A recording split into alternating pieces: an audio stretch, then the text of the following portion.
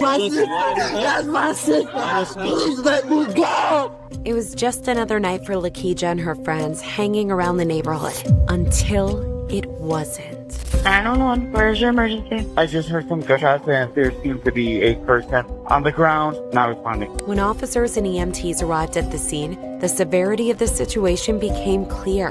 Oh no! No! My sister! That's my sister! Please let me go! It was already too late. What was TOD? Like 348? It is a female, Lakeisha. The whole incident was caught on a security camera, including the shooter, though his face was completely covered. A man wearing the same clothes was later seen a few blocks away, this time with his face visible, and witnesses confirmed it was the same person. I'm gonna show you a video. I just want you guys to tell me who it is. Okay. Yes, that's Josiah Jimmy. Why is he not?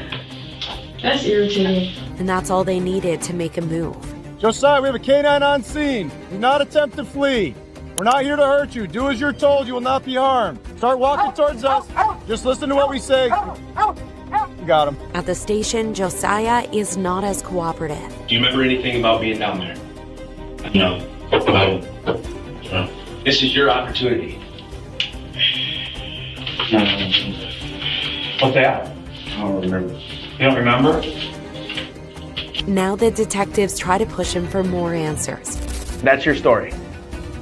Hello? Yes or no?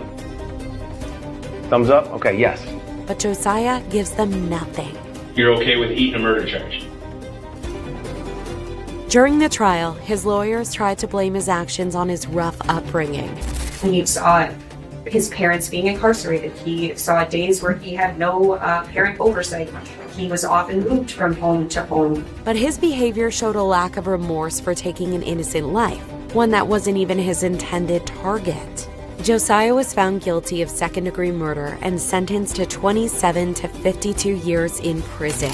When Giselle Victoria Gonzalez called the police about her missing roommate, she never imagined she would become the prime suspect 2 years later.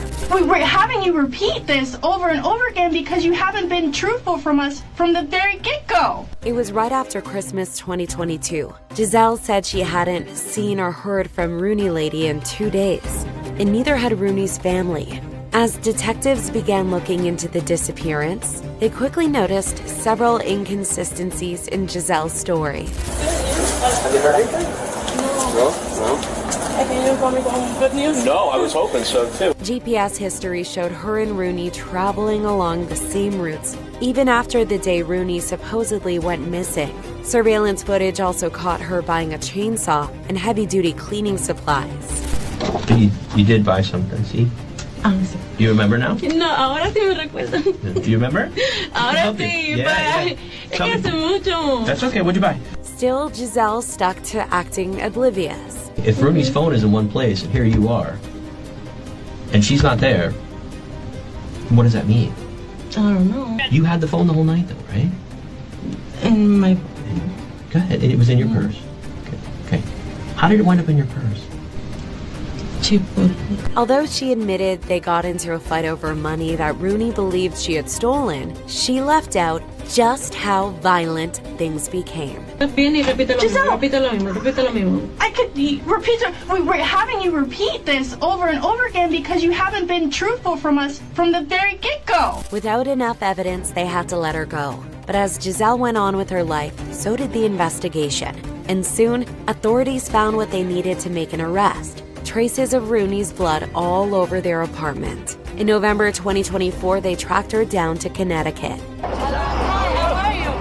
So I have a search warrant to take your DNA. She was charged with second-degree murder, tampering with evidence, and grand theft. Well, let me get in there, ma'am, okay? Let us get in there, hon, okay? It was New Year's Eve when the police got this call. 911. I need help. My husband. Hello? Hello. Yes. Yes. I need help. I need help. My husband was shot. When officers arrived on the scene, they found Tyrone Hassel III unconscious in the driveway, with his wife hysterically crying by his side. Hey, back up! Whoa, whoa, whoa, whoa, whoa. Sorry. No. Officers quickly pulled her away, trying to piece together what had happened. I don't think he was beefing with anybody. He was just at his friend's house. He was at the family's house, and then he came here. Tyrone's father also said the same thing. He told me a long time ago, Daddy, if I go to jail, somebody frame me.